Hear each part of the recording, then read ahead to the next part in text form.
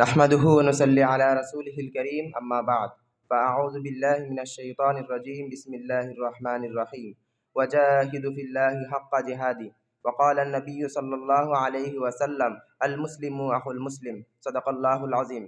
دن کی سورج ڈوب رہے ہیں ہم لوگوں کے سامنے، کل حشر میں کیا جواب دو گے مصطفیٰ کے سامنے۔ محترم صدر اجلاس، معزز قاضی، دیگر ساتھیہ، افتتاح خطبہ میں میری طرف سے قبول فرما بے شمار مبارکباد اور خوش آمدید۔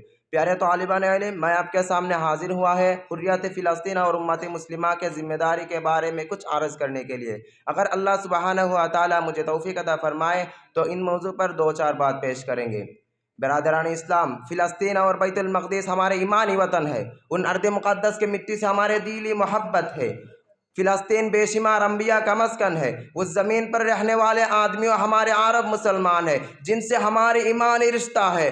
وہ ایمانی بھائیو آج بڑے مظلوم ہے، جن یہودی کوئی رقت لطف اور وقار سے رہنے دیا، انہوں نے ہی آج ہم کو ہمارے وطن سے ہٹانے کا فریفت کر رہا ہے، ہم کو ہمارے وطن سے اگلانے کا کوشش کر رہا ہے۔ اے یہودیو، اے نصاری، اے سارے دنیا کے ملت کفر، کیا یہی ہے تمہاری انسانیت؟ جو بائیڈن سے لے کر نیتانی اور ہر لوگ ہم سے ظلم کرنے کے حد سے خارج ہو گئے، یہ کیا ہے؟ ہمارے چھوٹے چھوٹے بچوں کو شہید کر دے رہا ہے، ہمارے گھر شہر جلا دے رہا ہے، ہمارے کھانے پینے کا راستہ بند کر رہا ہے۔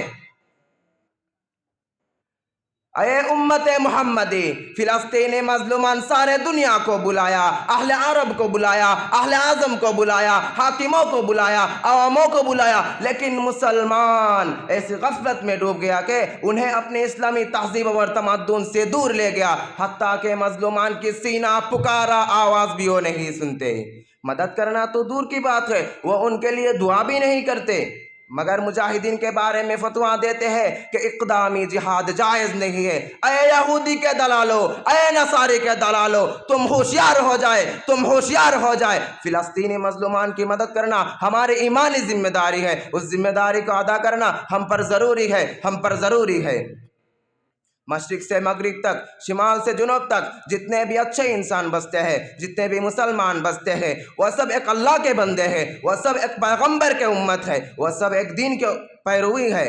ان کا مقصد زندگی رضا مولا اعلاء دین ہے۔ ان دونوں کے لیے وہ لوگ اپنے زندگی کو قربان کرنے کے لیے بھی تیار ہیں۔ ہم ملت ابراہیم ہے، ہم ملت اسلام ہے، ہمارے درمیان ایمانی رابطہ ہے۔ اگر کوئی کافر ہمارے کوئی مسلم بھائی پر حملہ کرے تو ہم بھی اس کے مقابلے میں جنگ اور قتال کریں گے، جنگ اور قتال کریں گے۔ پیارے دوستو، سر حاضر میں ہم دیکھ رہے ہیں یہودیہ کس طرح ہم پر ظلم کر رہا ہے۔ اس وقت ہم پر واجب ہے کہ ان کے مظلومان کو ظلم اور ستم سے بچانا۔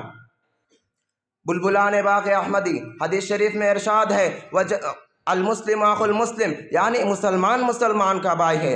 ایک آیات میں ارشاد ہے وجاہدوا فی اللہ حق جہادہ، یعنی اللہ کے راستے میں تم زور سے جہاد کرو۔ اگر اس وقت جہاد کی دعوت آئے تو کون کون اس کے لیے تیار ہے؟ زور سے بولو، کون کون اس کے لیے تیار ہے؟ اللہ تعالی ہم کو قوت، محبت اور اخوت کے لیے لڑنے کا توفیق عطا فرمائے، کفر سے لڑنے کا توفیق عطا فرمائے، اور فلسطینی مظلومان کو مدد اور دعا کرنے کا توفیق عطا فرمائے۔ السلام علیکم ورحمۃ اللہ۔